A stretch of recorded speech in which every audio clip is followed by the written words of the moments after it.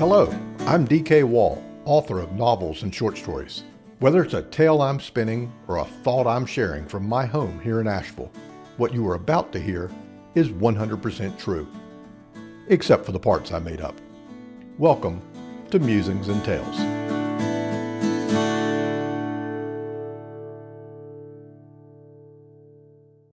For 15 years, from her teens into her early 30s, my sister was a professional ballerina. That's an eternity in the dance world, spending her days in pliés and pirouettes, embodying the grace of a dying swan for many a company and on numerous stages. But this tale isn't about those performances. No, instead, I want to address the rumors whispered in the wings, beyond the glow of the stage lights, about the day of her break into the world of being a movie star, the legend of her big screen debut. When her celluloid break arrived, she danced with the Montgomery Ballet. One fateful afternoon, the artistic director swept into the studio and made a pronouncement with the distinct ring of Hollywood. Or at least a Hollywood that had lost its map and compass, considering they were deep in Alabama. A major motion picture sought talent who could, and I quote, move in artistic ways. That was it. That was the casting call. Movement.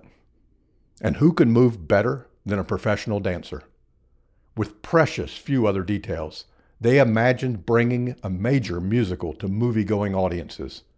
What an opportunity. My sister and another dancer were selected. Or perhaps they volunteered. Or, and this is the most likely scenario, they were lured by the siren song of a paycheck that didn't depend on the ticket sales for the Nutcracker. Let's just say the compensation for most professional dancers isn't exactly in the top tax bracket.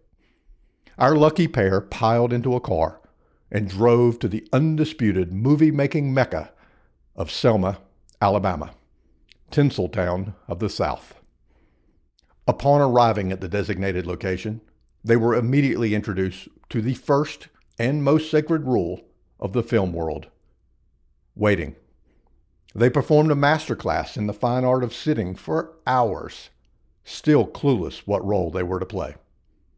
Just when all hope was lost, a production assistant, barely old enough to rent a car, beckoned them into a warehouse the size of an airplane hangar. The set, to be fair, was a wonderland of cinematic chaos. An entire small-town Main Street had been constructed indoors. Storefronts, lampposts, parked cars, a smoking helicopter lying on its side like a great wounded beast. Twisting along the fake Main Street was a single, solitary set of dolly tracks for the camera. Yes, a camera. The budget, it seemed, had been largely consumed by the helicopter rental and pyrotechnics. Multiple angles couldn't be afforded. Still in the jeans and t-shirts they had driven in, they were instructed to lie on the pavement near the tracks, joining a few dozen other souls. The direction was simple and profound. Simulate the agony of a painful death by squirming as the camera rolled by. Confused and wondering how their dance skills qualified them for such a performance, they embraced the direction. They were prepared for anything, except falling rain. Indoors. A grid of overhead sprinklers kicked on, casting a miserable drizzle upon the near corpses below. This might have been a refreshing artistic choice had anyone bothered to mention the impending indoor meteorological event. They were now simulating a painful, agonizing, and very damp death in the only clothes they possessed for the journey. Despite the discomfort, a glimmer of talent must have shone through. Something caught the eye of the director, or the assistant director, or the assistant to the assistant director, or perhaps the assistant's intern. Whoever, once the take was finished, my sister and her friend were plucked from the damp pavement and told to report to makeup. Most everyone else was given a hearty, "Don't call us, we'll call you."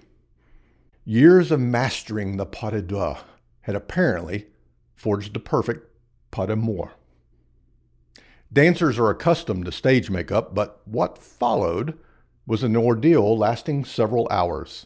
A team of artists meticulously transformed them into extras from a George Romero B-side, crafting gaping wounds and gruesome burns. By the time they were done, the dancers didn't need to act like they were on the verge of death. Between excruciating hours waiting, a lack of food, a soaking indoor rain, and no clear instructions, they succumbed to the power of method acting to mimic death. Finally released from the grips of the makeup artist, they were sent not to the set, but to catering. Inside a giant tent, a glorious banquet was spread before them. But there was a catch. Don't move your faces too much, they were warned. No wide chewing. Keep your mouths closed. Their beautiful, expensive wounds might crack. They were dying of hunger, surrounded by food they couldn't properly eat.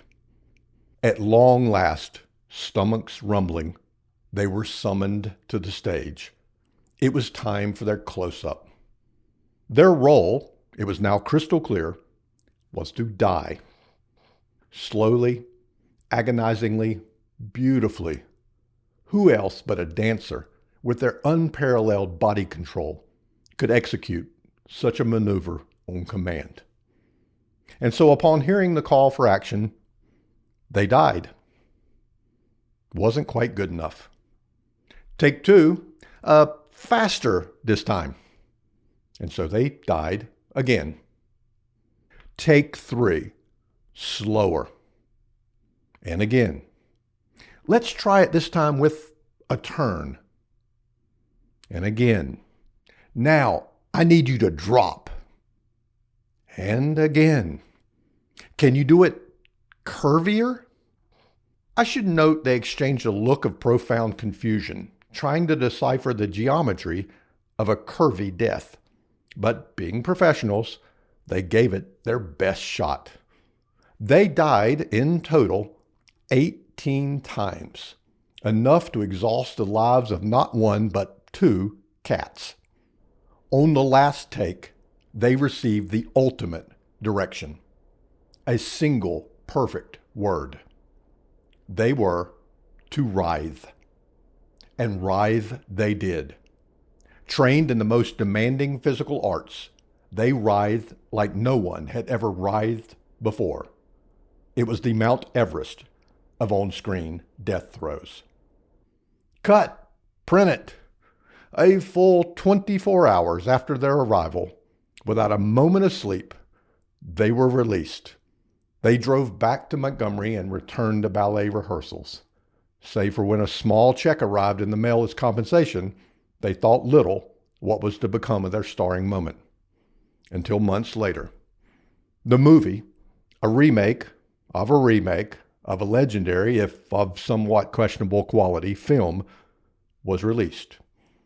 Overcome with curiosity, they went to the downtown cinema, bought their tickets and a giant popcorn, and settled in to watch their 14 frames of fame. The big scene arrived. The smoking helicopter, the rain-swept street, the bodies twisting, turning, dropping, and dying. But none were writhing with the exquisite control of a trained ballerina. The camera swept across the carnage, a slow, dramatic pan. Closer and closer it came to our stars. Their moment had arrived. And in pure cinematic heartbreak, the camera cut away. Not a toe, not an elbow, not a single artistically blood-matted hair made the final cut. Their magnum opus of writhing was left on the cutting room floor. Who knows what might have been? A new genre of physically demanding roles? Professional dancers bringing new heights to on-screen deaths? An Oscar for Best Agonized Expiration. That their masterpiece was discarded, unseen by the world, is not just their loss. it is cinemas. Hollywood is the poorer for it.